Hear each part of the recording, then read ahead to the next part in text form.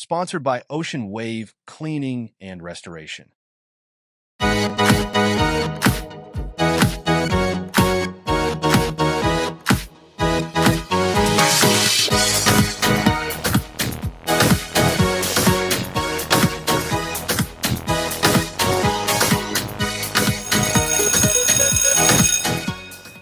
Fashion Monger Academy celebrates Black Heritage and Black History Month by honoring inventors, activists, thinkers, and entrepreneurs who have shaped American society. FMA provides insights into Black history and culture, facilitating learning and appreciation. FMA highlights the contributions of Black people in various fields, including both skilled and unskilled labor, reflecting on their work and cultural lifestyles. Carter G. Woodson, a prominent African-American historian, is credited with creating Black History Month, which he established to highlight and celebrate the often overlooked contributions of Black Americans throughout history. He chose the month February because it includes the birthdays of Abraham Lincoln and Frederick Douglass, two significant figures in American history, allowing for a focus on important figures for the Black community. Carter G. Woodson is considered the father of Black history and initiated the concept of Negro History Week in 1926, which eventually evolved into Black History Month when President Gerald Ford officially recognized Black History Month in 1976.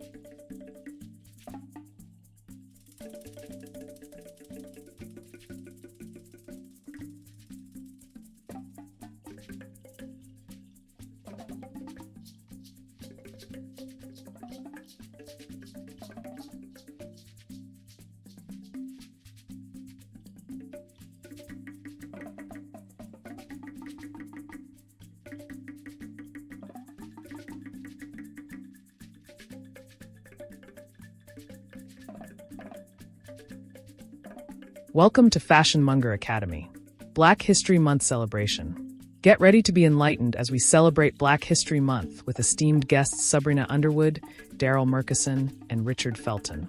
Fashion Monger Academy, FMA, honors the rich history and significant contributions of Black people from all periods of U.S. history, from the first enslaved individuals brought from Africa to the African Americans shaping the nation today. Join us as we highlight the contributions of African Americans to the United States. Our distinguished guests will share their personal journeys and insights, providing a deeper understanding of the African American experience and the lasting impact of their work. Sebrina Underwood. Sebrina Underwood is an advocate in the church while empowering the elderly at the senior center in her community with her efforts to pave the way for the underserved communities. Darrell Murkison. Darrell Murkison is a prominent figure in activism. His work has significantly impacted various social causes, particularly in support of marginalized community of Lynn, Massachusetts. As a dedicated advocate, Darrell has tirelessly championed the rights and well-being of those who have been historically overlooked, ensuring that their voices are heard and their needs addressed. Richard Felton. Richard Felton's journey is a testament to resilience and dedication. Born in Mississippi during the era of Jim Crow laws, Richard built a life dedicated to public service. As a retired Massachusetts state trooper and an active member of community, Richard has consistently worked to uplift and empower his community. Fashion Monger Academy is honored to host such influential figures who embody the spirit of Black History Month. Through their stories and contributions, we hope to inspire and educate our audience about the profound impact of African Americans in shaping the United States. Welcome to an event of enlightenment, celebration, and appreciation for the remarkable achievements of African Americans throughout history. We look forward to celebrating with you and fostering a deeper understanding of our shared heritage.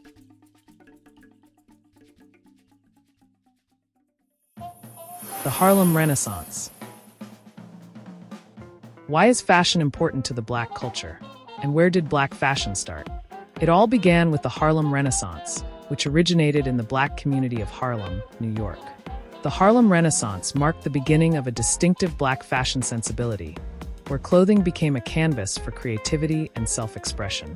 During this era in 1920s and 1930s, sharp tailored suits, flapper elegant dresses, and bold accessories were not just about style.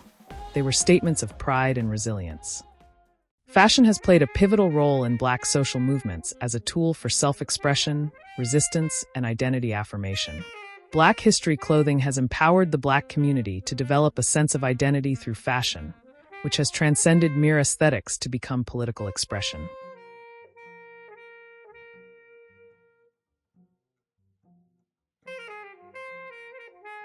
Cole Lowe was the first African American to become a noted fashion designer. The legendary American fashion designer was best known for designing the ivory silk taffeta wedding dress worn by Jacqueline Bouvier when she married John F. Kennedy in 1953. Lowe was born in rural Clayton, Alabama in 1898 to Jane and Jack Lowe. She was the great-granddaughter of an enslaved woman and an Alabama plantation owner. She had an older sister named Sally, and attended school in Alabama until she dropped out at the age of 14. Her interest in fashion, sewing, and designing came from her mother Janie and grandmother Georgia, both of whom were seamstresses. In 1917, Lowe moved to New York City, where she enrolled at St. Taylor Design School. As the school was segregated, she was required to attend classes in a room alone. However, segregation did not stop her, and she still managed to rise above her peers in school. Her work was often shown to her white peers in recognition of her outstanding artistry, and she was eligible for graduation after attending school for only half a year. Her designs were popular among upper-class women for 5 decades from the 1920s through the 1960s.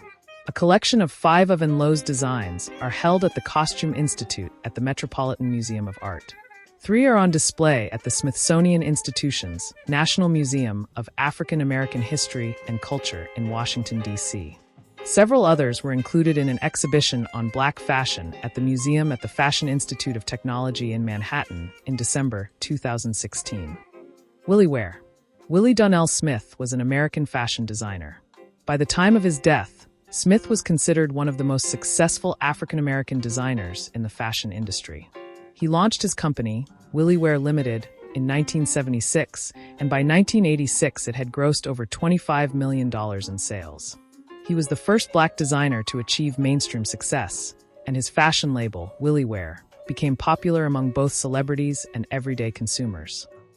Peggy Ann Freeman, known professionally as Danielle Luna, was an African-American model and actress who gained popularity in Western Europe during the late 1960s. Generally cited as the first Black supermodel, Luna was the first Black model to appear on the cover of the British edition of Vogue in March 1966. Daniel R. Day, American fashion designer known as Dapper Dan, fashion designer from Harlem. Dapper Dan is most associated with introducing high fashion to hip-hop culture. Dan initially aimed to be a clothing wholesaler, but faced discrimination due to his race or location. He had difficulty buying textiles and furs, as many companies refused to work with him. Instead of buying outfits to sell, he learned about the industry to create his own designs from scratch. In 2017, he launched a fashion line with Gucci, Dapper Dans of Harlem. As time progressed, each decade brought its unique influences on Black fashion. The zoot suits of the 1940s, the dashikis and afros of the 1960s and 70s, all the way to the modern-day streetwear in the early 1980s, when the hip-hop flourished in urban cities with loose baggy clothing style. Hoop earrings, acrylic nails, monogram prints, athleisure casual wear, and haute couture embraced by contemporary designers. Each period reflected the political and social landscapes of the time.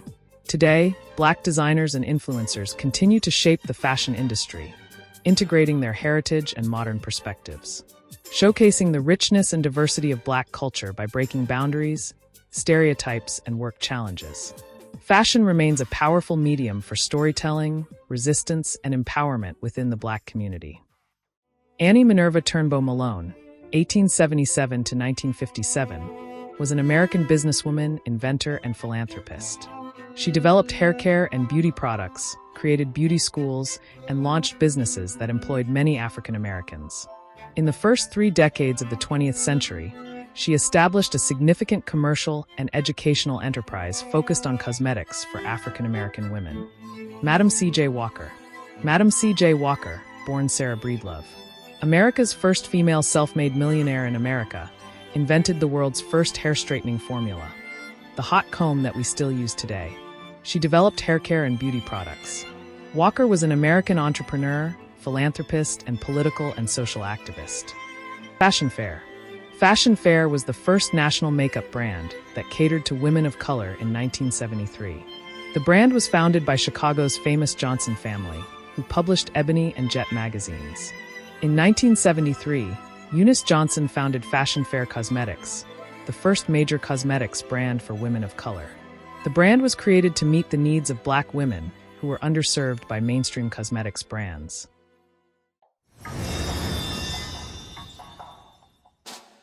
Jean-Michel Basquiat. Jean-Michel Basquiat was a Brooklyn-born influential artist who rose to fame in the 1980s New York underground scene as part of the Neo-Expressionism movement.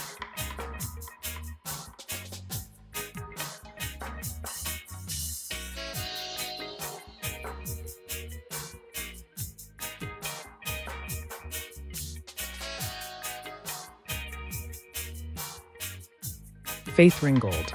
Faith Ringgold was an American painter, author, mixed-media sculptor, performance artist, and intersectional activist, perhaps best known for her narrative quilts. Henry Ossawa Tanner. Henry Ossawa Tanner, as the first African-American painter to gain international acclaim, one of his most famous works, The Banjo Lesson, 1893, exemplifies his focus on African-American life. Tanner was the eldest of 9 children, born to Benjamin Tucker Tanner, a minister in the African Methodist Episcopal Church, and Sarah Tanner, a former slave who had escaped north via the Underground Railroad. Tanner's upbringing in a religious and culturally rich environment undoubtedly played a significant role in shaping his future as an artist. His parents valued education and supported his interest in art from a young age. In 1891, with a determination to further his artistic career, Tanner moved to Paris, France. He enrolled at the Académie Julian, where he studied under renowned artists such as Jean-Paul Laurens and Benjamin Constant. Tanner's work is characterized by its realistic style, with meticulous attention to detail. His paintings often depicted landscapes, religious themes, and scenes of everyday life, reflecting his diverse interests and experiences. Tanner's religious upbringing had a profound influence on his work. Many of his later paintings focused on biblical subjects, exploring themes of faith, spirituality, and human experience. Henry Ossawa Tanner's life and work are a testament to his extraordinary talent, perseverance, and the transformative power of art. As the first African-American painter to gain international acclaim, he broke new ground and challenged the status quo, leaving an indelible mark on the art world. His paintings, characterized by their realism, emotional depth, and cultural significance, continue to inspire and influence artists and art enthusiasts alike. Tanner's legacy is a celebration of creativity, diversity, and the enduring human spirit, ensuring that his contributions will be remembered and cherished for generations to come. Beverly Lorraine Green. Beverly Lorraine Green, who became America's first licensed Black female architect in 1942, attended the racially integrated University of Illinois at Urbana-Champaign. She graduated in 1936 with a bachelor's degree in architectural engineering, making her the first African-American woman to earn this degree from the university. Harold Curtis Brown. Harold Curtis Brown was an interior designer and graphic artist who made waves in New York City. It was there that he designed the interiors of some of the most iconic nightclubs, including the Cotton Club, Tilly's, and the Saratoga Club. His most notable job was designing the interiors of Manhattan's Hotel Navarro, which eventually became one of the first Ritz-Carlton hotels. Brown's trail leaves little to be noted after 1938. It is believed that he eventually decided to pass as white, making it challenging to identify his work beyond that point. Despite his significant contributions to the field of interior design, much of Brown's legacy remains obscured due to the societal challenges and racial dynamics of his time. The decision to pass as white, a choice many African Americans felt compelled to make, meant that Brown's later works were not attributed to him, and his trail fades into the background of history. During his illustrious career, Brown's designs were celebrated for their elegance and innovation. He had a unique talent for creating spaces that were both functional and aesthetically pleasing, capturing the essence of the vibrant nightlife of New York City during the early 20th century. His work at the Cotton Club, for instance, helped cement the nightclub's reputation as a premier entertainment venue, frequented by some of the most famous performers of the era. Nonetheless, his early works continue to inspire and are a testament to his remarkable talent and vision. Cecil Hayes. Cecil Hayes was the first Black interior designer to be featured in Architectural Digest magazine. Her design works have been photographed for lead articles in Who's Who in Interior Design, Ebony, Southern Living, Florida Design, Boca Raton Magazine, and South Florida magazines. She was also one of the first Black designers to create her own line of furniture, upholstery, and case goods. The pioneer of African American music on the pop charts. By 1895, Johnson's two remarkable tunes, The Whistling Coon and The Laughing Song, had achieved phenomenal success, becoming the best-selling recordings in the United States. The Laughing Song particularly stood out, dominating the charts as the #1 hit for 10 consecutive weeks from April to June 1891. Similarly, The Whistling Coon captivated audiences and held the #1 position for 5 weeks during July and August of the same year. Johnson's achievements were not just commercial triumphs. They were historic milestones in the annals of American music. He was the first African-American artist to secure a spot on the pop chart, a groundbreaking accomplishment that paved the way for future generations of Black musicians. Furthermore, his song's presence on the chart marked the first time a tune written by an African-American songwriter had received such widespread recognition. The Laughing Song became a cultural phenomenon almost overnight. Its infectious melody and unique style of delivery resonated deeply with listeners across the country. The song's success was not merely a reflection of its catchy tune, but also of Johnson's exceptional talent and charisma as a performer. His ability to infuse humor and charm into his music captivated audiences and made The Laughing Song an enduring favorite. The Whistling Coon followed closely on the heels of The Laughing Song, further cementing Johnson's status as a musical innovator. The song showcased Johnson's versatility and creativity, blending whistling and lyrical content in a way that was both novel and engaging. Johnson's impact on the music industry extended far beyond his chart-topping hits. As the first African-American to achieve such success in the mainstream music scene, he shattered racial barriers and challenged the status quo. His accomplishments demonstrated that African-American artists could not only compete, but excel in a market dominated by white musicians. This breakthrough opened the doors for future African-American artists, who would continue to shape and influence the music industry for decades to come. February is Black History Month. Black History Month was established to honor the Black culture. The Black culture is not monolithic. It reflects the diverse range of customs, beliefs, traditions, languages, family, social behaviors, and varied experiences of people from different regions, with influences from other cultures and communities. It's the legacy of slavery and the struggle for civil rights that has significantly shaped Black culture. Black culture is soul food, fashion, hair, art, music, and rich melanin skin tones. Black is beautiful. Black History Cuisine with Sebrina Underwood. Soul food. What is the history of Black soul food? Soul food was created by enslaved African Americans, who created meals out of minimal ingredients.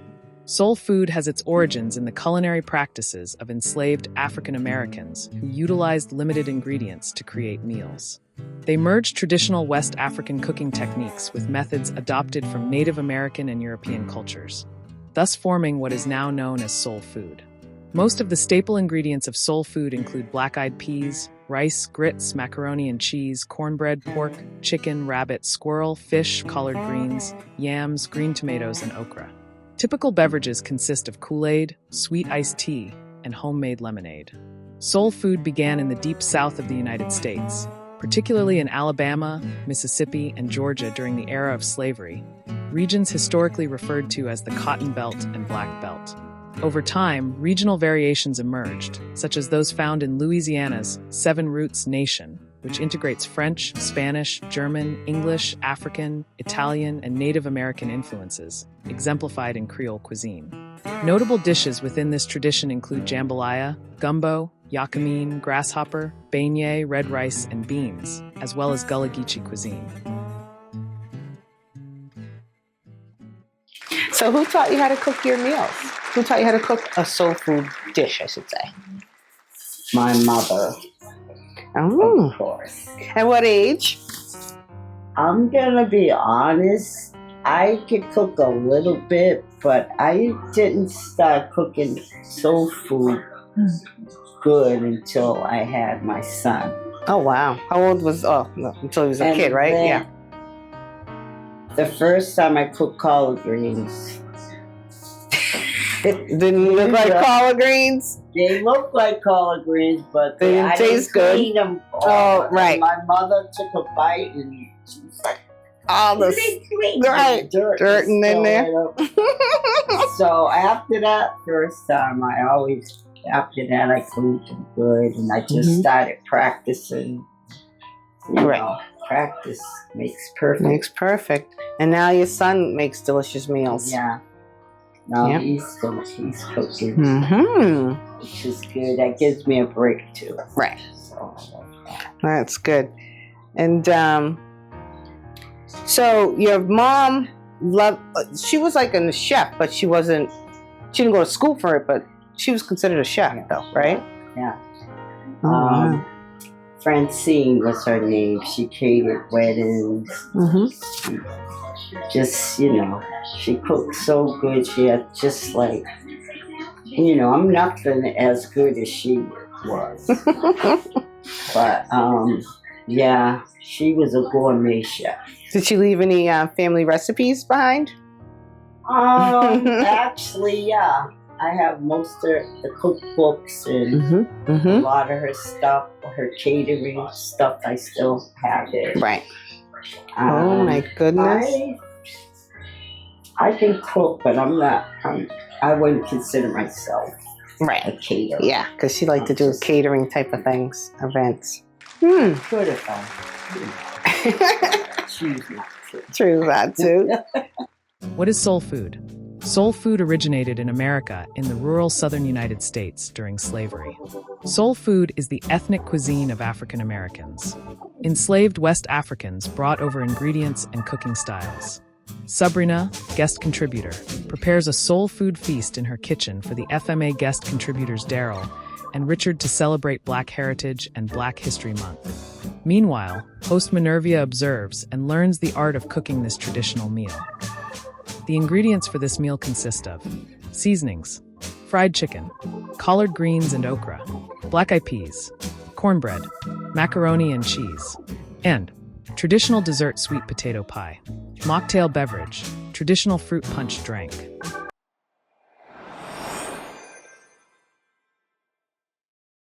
Southern mocktail, celebrating Black History Month with a staple drink. In honor of celebrating Black History Month, let's pay tribute to the heritage with a staple drink, Kool-Aid. Kool-Aid is the quintessential beverage to complement the rich flavors of soul food cuisine. Follow these simple steps to create a refreshing Kool-Aid mocktail. Southern mocktail. Ingredients: Kool-Aid flavored mix, 1 cup granulated sugar, extra if you desire, 2 quart/8 cups cold water, ice, a lemon wedge optional. Let's begin with the simple instructions. Step 1. Pour the Kool-Aid mix into a large pitcher.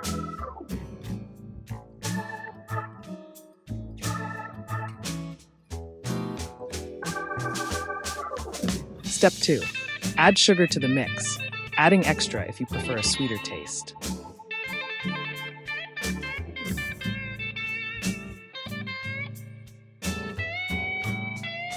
Step 3. Pour in cold water to the pitcher. Hot water if desired to dissolve quicker.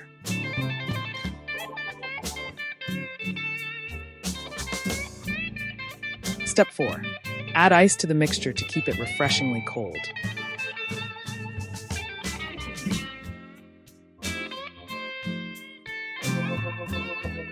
Step 5. Stir the mixture well, then place it in the fridge to chill.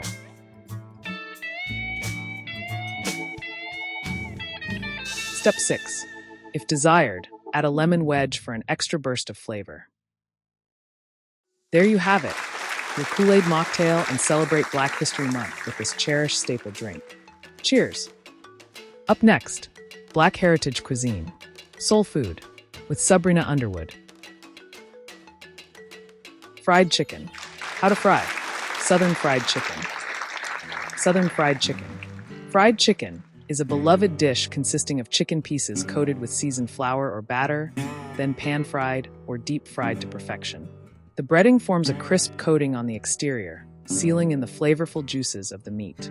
As the slave trade brought Africans to work on southern plantations, these enslaved people became the primary cooks.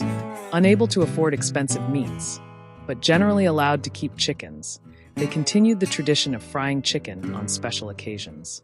This practice endured particularly in African American communities, especially during the era of segregation when most restaurants were closed to the Black population. Fried chicken thus became a symbol of resilience and cultural identity. West Africans had a tradition of seasoned fried chicken, which greatly influenced the Southern preparation of fried chicken as we know it today. Following the abolition of slavery, fried chicken gradually transitioned from a special occasion dish to an everyday staple in the South. It traveled well in the hot Southern climate, which was crucial before the advent of refrigeration. Fried chicken is more than just a dish. It is a cultural emblem with deep-rooted significance. It represents comfort, tradition, and community, often evoking memories of family gatherings and home-cooked meals. Its journey from a regional specialty to a global favorite underscores its universal appeal. The history of fried chicken is a testament to its enduring appeal and cultural significance.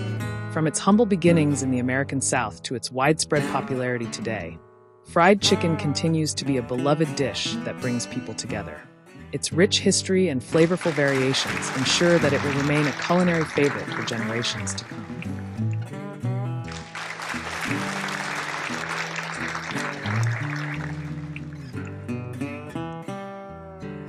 Collard greens. How do you cook collard greens, the wide, large, dark leafy, waxy green vegetable? Sebrina demonstrates how to prep southern collard greens.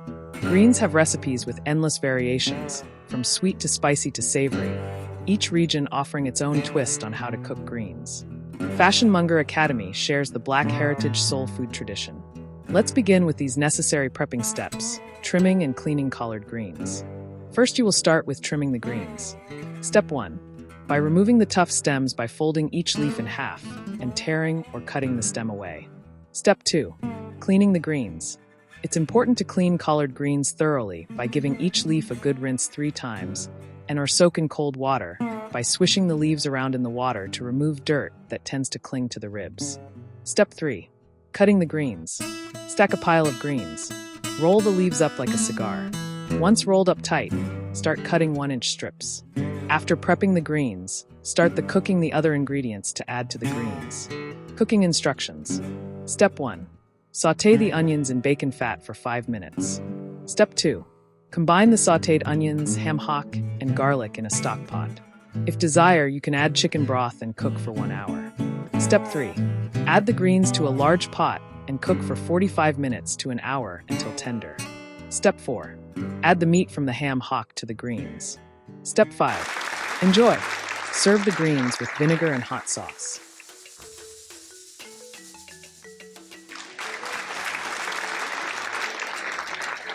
A culinary journey from Africa to the southern United States. The nutritional benefits and history of black-eyed peas and okra. Black-eyed peas and okra are 2 nutritious foods that have a rich history and are integral to southern cuisine. Both of these ingredients originated in Africa and were brought to the Americas through the Atlantic slave trade. Fashion Monger Academy shares the history and nutritional benefits of these 2 foods. Black-eyed peas. Historical background.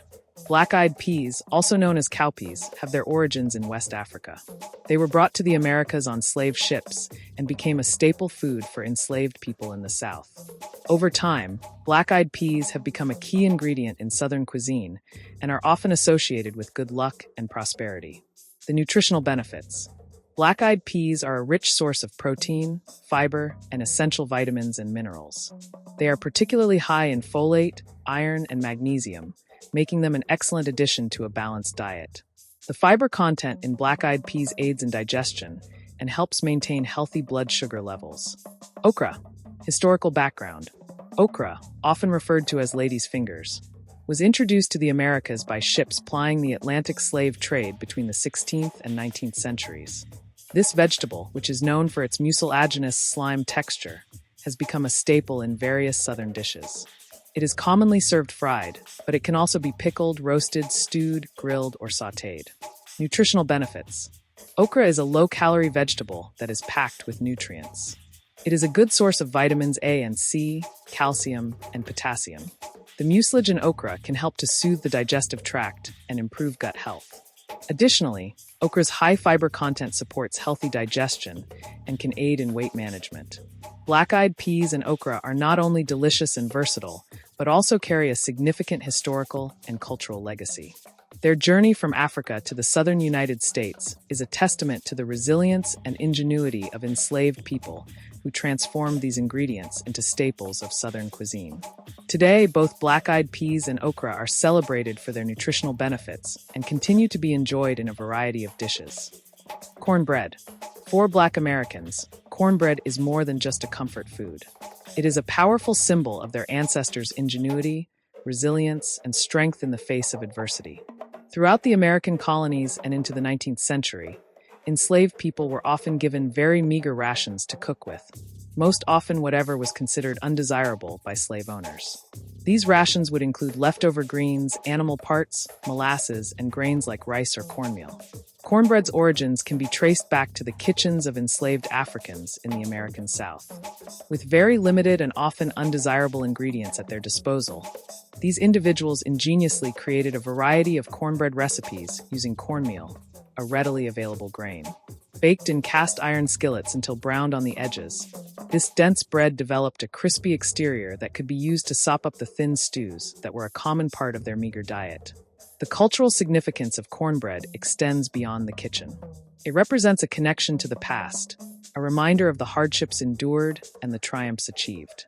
For many African Americans, cornbread is a link to their heritage, a way to remember and celebrate the ingenuity and resilience of their ancestors. Last but not least, another beloved dish that holds a special place in African American culture is macaroni and cheese. This staple side dish is full of soul and flavor, offering a melt-in-your-mouth experience with its rich, creamy sauce and perfectly blended cheese enveloping tender pasta. Every bite leaves a lingering taste of comfort and tradition. The soul food journey from a simple survival foods to a cherished cultural symbol is a testament to the enduring spirit of the African American community. Its history is steeped in the ingenuity, resilience, and strength of those who, despite facing unimaginable adversity, managed to create something meaningful and lasting. As we continue to savor and share Black heritage, we honor the legacy of those who came before us and celebrate the rich tapestry of African American culture. Up next,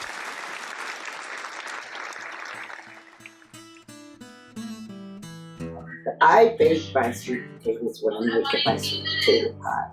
Okay. And I have a family secret sweet potato pie recipe that I can't share. But you can use your basic, sweet potato pie from your family's tradition, or go online and get you a nice Recipe. potato pie recipe. Now, the sweet potato, that is a staple, obviously, in the black culture. But your family started a sweet potato pie contest. Tell us a little bit about that. When did that start? I have the plaque. Mm-hmm. Yeah, I gotta get a picture of that. 1996, we had the first sweet potato pie Wow. contest. Okay. Would you like me to share the history? Sure. What do you mean by contest? Let's hear it. Well, since 1996, we've been having a sweet potato pie contest. Mm-hmm. because one of our family members forgot to put the sugar in the sweet potato pie. So once the family found out about it, everybody was like cracking up because there's no way you can make a sweet potato pie Right. Without the back sugar. in the day Right. without the sugar. Yeah, because it's But, beautiful. yeah. That gives it its color probably in the potatoes. Oh my goodness. And the sweetness. Definitely gives it the sweetness. Yeah. So that's how we started that day.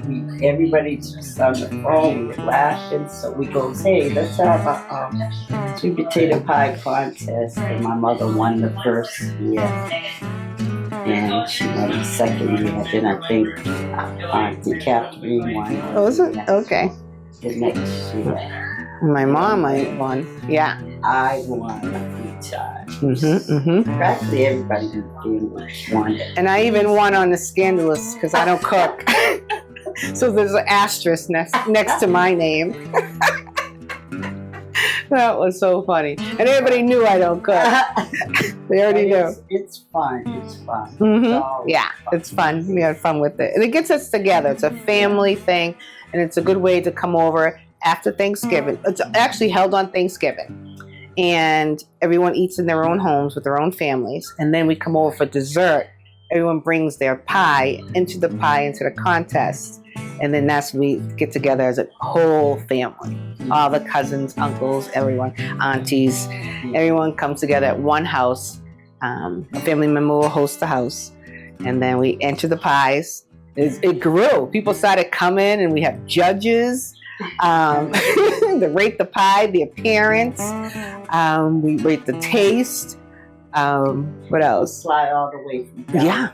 It's amazing, amazing. It's right. And they decorate it everywhere they want with the marshmallows. It's just, it's really something.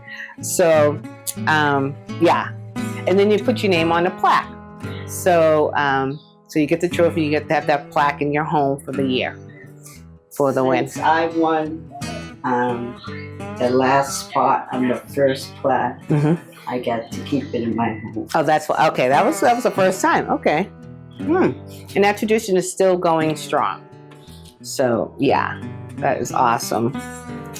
This is Black history, and this is the culture, and this is the food that the Black culture eats weekly, I would say.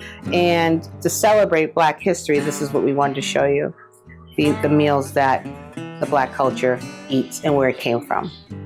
Awesome. And thank you to our guest, Sebrina with an E. And thank you for all the lovely food and sharing your stories with us. You're welcome. Thank you.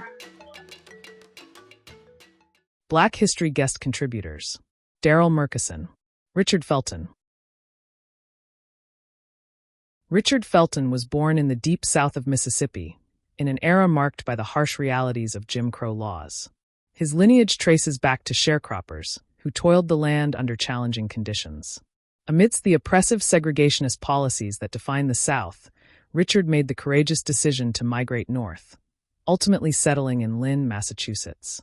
On a personal note, Richard Felton married Clyde Elizabeth Wallace Felton in 1983. Together, they have one child, forming a close-knit family unit that has been a source of strength and support throughout the years.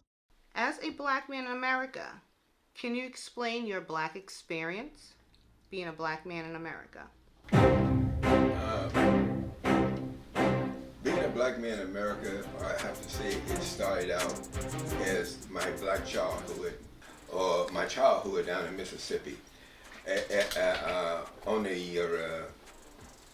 the plantation that which I was raised on in a sharecropper's field. And that's why my values come in it, because of my grandmother and my grandfather had strong values that instilled in us that we had to, as young Black men, Black boys growing up in the South, be respectful, but most of all, be innovative in a way of lifting yourself up from the poverty in which you was born into. And that's what got me to where I'm is now, is that belief that my generation had to raise the next generation up, and the next generation raise themselves up beyond the poverty of a black man, because we was considered insignificant, not worthy of anything but being a slave, in which our slave masters had instilled in the older generation. So as a black man in America, and joining the military, going through the military, had to deal with the same prejudice within the military as a black man. So it's been a struggle for me as a black man coming from the South, and after high school, joined the military. And just a quick gist that I remember my first ship I was on, my first CO took and told me, he says, I'm gonna give you one or two words, and then I'm gonna take and kick you in your rear end until you take and tell me who I am and what I am. And to this day, and to God's blessing, he didn't kick me because I told him I was gonna kill him if he put his foot on me. So, but that's what black men is, they looked at black people as all about, was you was insignificant. And I says, society has changed some, and but it's still a struggle for a black man to get a true upper hand within society right now. We have to try harder, push harder, jump harder, run harder, fight harder, to the point of exhaustion, just to take and make it up on a platform, not succeeding, but just make it up on the platform of another white person that didn't try at all, but made it to that platform of life where they feel comfortable. And as a black man, I think that we have to give not 100%, 200%, but we have to give 5% of ourselves and our families to take and make it to that platform in life. Meet Darrell Murkison. Darrell Murkison was born in 1960 in the Jim Crow South, in the city of Birmingham, Alabama. Faced with the oppressive segregationist policies of the time, his family decided to migrate north to Lynn, Massachusetts, in 1963. This move included his parents, 4 brothers, and 1 sister. Academically, Darrell was a dedicated student. He attended Lynn Public Schools and graduated from Lynn Classical High School in 1978. His pursuit of education did not stop there. He continued to Northeastern University in Boston, Massachusetts, where he earned a Bachelor of Science degree in education. On a personal note, Darrell is married to Nadine, and together they have 2 children. His family life is equally as rewarding to his identity as his professional pursuits.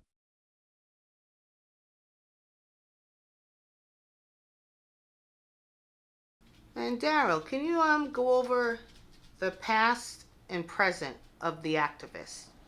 One of the first rebellions against being enslaved took place in Haiti, and it was led by a man called Toussaint Louverture. And then you come with Nat Turner. He's one of the originals that started a solution. And a lot of people, again, just say the dominant culture look at these people as outlaws. But it's been said, never is it wrong for anyone to strike a blow for his own liberty.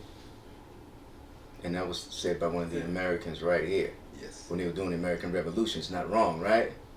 But when we strike a blow for our freedom, it's wrong? No, I think not. I think not.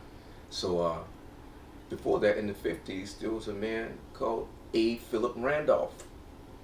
A. Philip Randolph is the one who initially started and had the idea for the March on Washington, D.C. that was led by Martin Luther King in '63.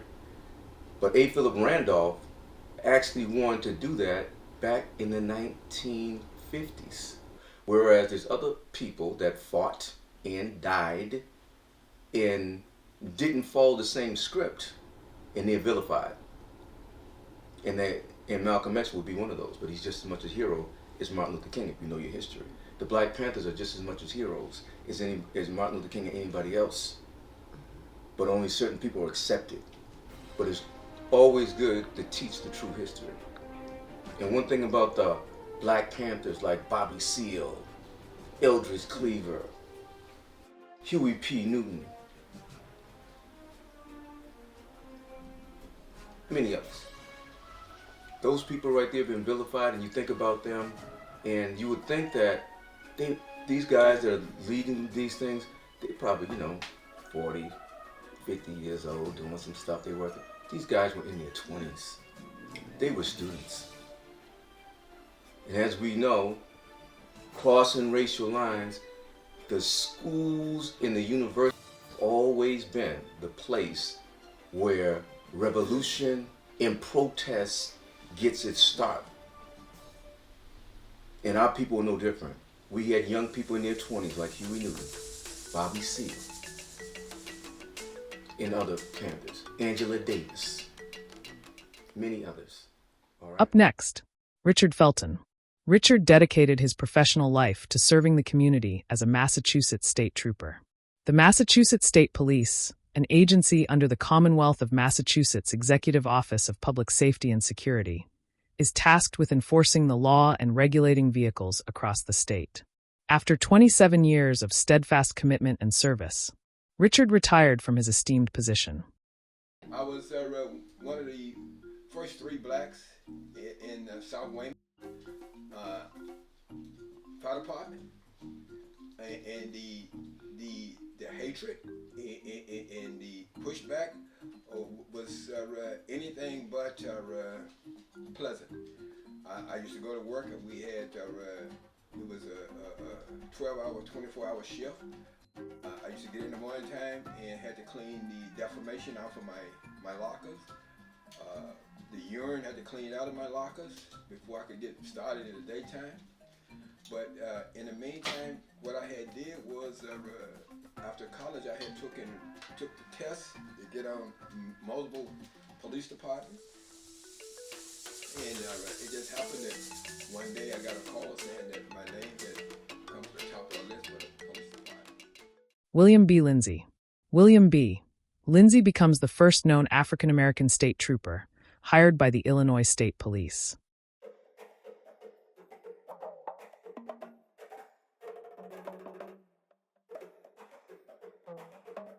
And after the investigation and background, I started to work as a police department.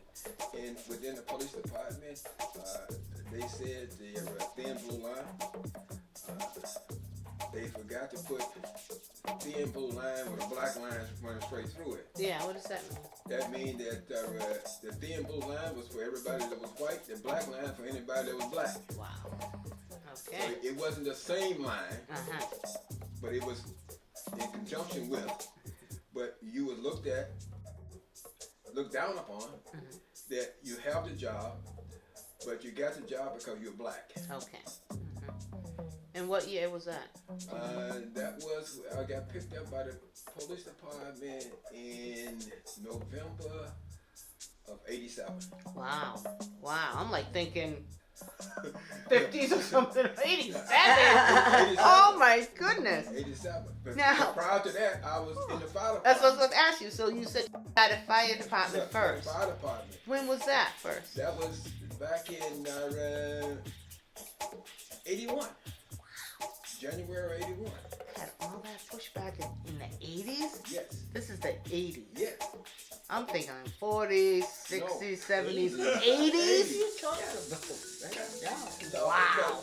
So that's not too long ago. Pushback, and it's still there. It's still there. Up next, Darrell Murkison. Darrell Murkison's work experience is nothing short of exemplary, marked by a deep-seated dedication to public service and community enrichment. Over the course of his illustrious career, Darrell has worn many hats, each reflecting his unwavering commitment to helping others and making a positive impact. Darrell's journey into the world of public service began in his hometown of Lynn, Massachusetts.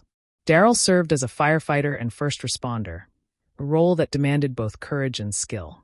His primary responsibilities included extinguishing fires, rescuing individuals from hazardous situations, and responding to a wide array of emergencies. After 31 years of dedicated service, Darrell retired from the Lynn Fire Department, leaving behind a legacy of bravery, compassion, and unwavering commitment to public safety. His retirement marked the end of an era, but his influence and contributions continue to inspire future generations of firefighters.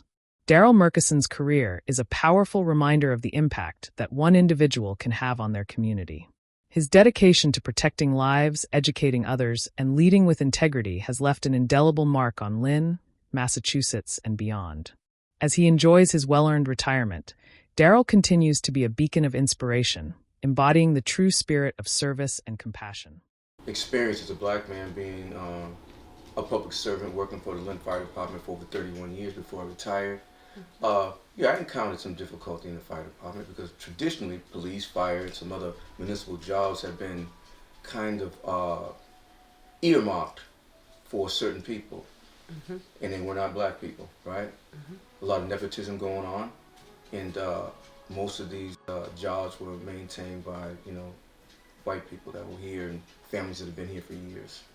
And a lot of people took that attitude with them to the job and felt as though it was their job, and I was privileged to be there. And I let them know that I'm no more privileged than anyone else, even less than. You are more privileged than I am to be here. There's no nepotism with me. I didn't have an uncle or father or grandfather, great-grandfather that worked these jobs and was given the I'd say the privilege in priority of getting there before me. So yeah, we engaged in some conversations, but again, I realized where I was, and I kept it strictly business and facts, dealing with that job. And I think sometimes it got a little heated, but again, I just wanted to get my point across. And I think it was important for me to do that there because I held standing in the community, so I wasn't going to let them stomp on me there because, again, there's people looking up for me to stand up for them. Molly Williams. Molly Williams was a slave in New York City in the early 1800s, the first known female and first known black female firefighter in the United States. So if I'm telling them to stand up, I got to stand up. Right. So we engaged in some different conversations, and a number of them were educated. They were willing to accept it. Of course, you're all going to have diehards.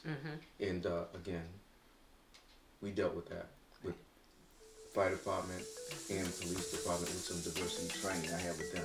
And a lot of pushback too. But that's all right. I think it was for the better. Okay.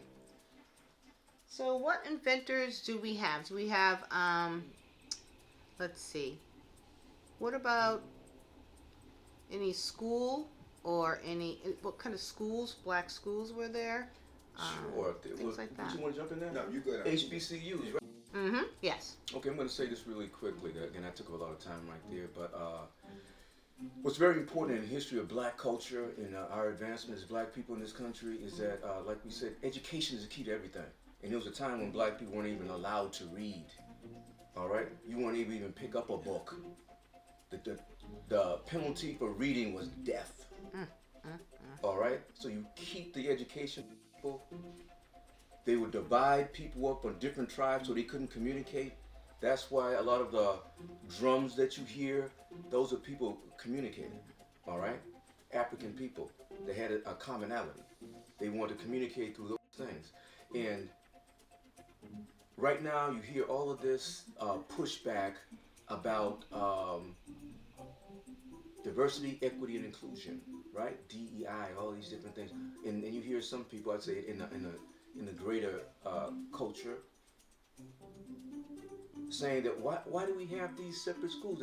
If you don't want if you want equality, why do we even need HBCUs? Now HBCU stands for Historically Black College and University. All right. Why do we have HBCUs? I would say to them, I'm glad you asked. And it's funny that you should. We had to start our own schools because you, the dominant culture, would not allow us to go to your schools. That's why there's HBCUs.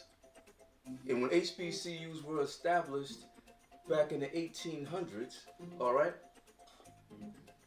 after emancipation and Reconstruction, black people, well, a lot of those schools you might hear, North Carolina A&T, Alabama A&M, all these different things, right? Because it's agricultural and technical. They want you to do work with your hands. That's what that's for, all right? But it started out as that. Okay. Mm-hmm. Oh, wow. But they have evolved. Mm-hmm. But they kept those names. Mm-hmm. And many black people think that it's important for us to maintain our history. Because you know, never know when someone might flip the switch again. Doing And it now. say, Mm-hmm. hey, Trying guess it what? right Right. You can no longer go to Boston University. You can no longer go to Northeastern University. You can no longer go to Duke. Right. Or Harvard. now. Princeton. Or any of those Yeah. Ivy League schools, Yeah. right? Yeah, they already So go started back a little to bit your with the HBCUs. what is it, affirmative action. They already took that out. So. Okay, Sebrina, can you tell us a little bit about soul food? Why is soul food important to Black history and Black culture? Well, most African American are from the South, so most of the food is from the South. I'm from Alabama, so fried chicken, collard greens, cornbread, were the foods that we ate. They were the foods that slave owners didn't want. So we got like all the scraps, chitlins. Chitlins is the pig guts, intestines. You have to have a taste for them. And not a lot of people like the smell. Not a lot of people know how to cook them. And not a lot of people like them. But Right, I don't think they were made to be liked. That's why they were scraps. That's why. So that acquired taste.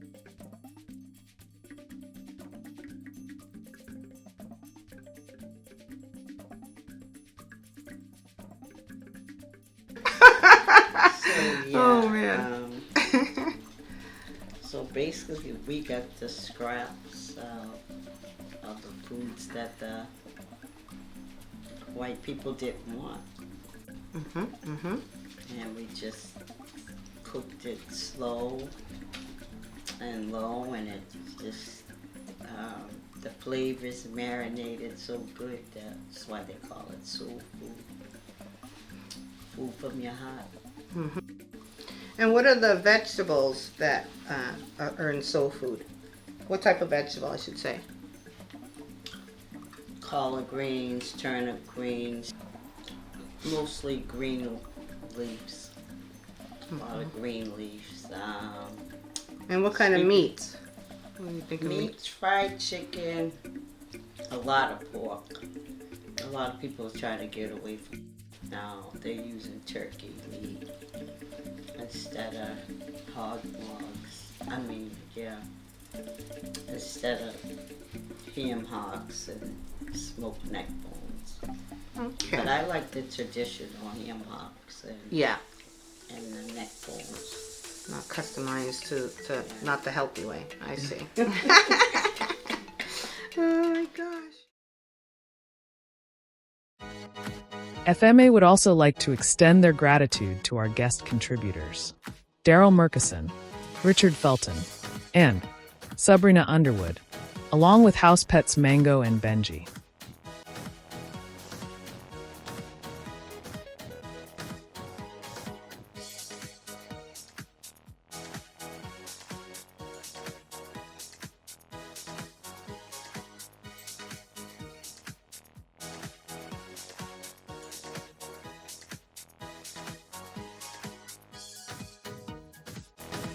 Sponsored by Ocean Wave Cleaning and Restoration.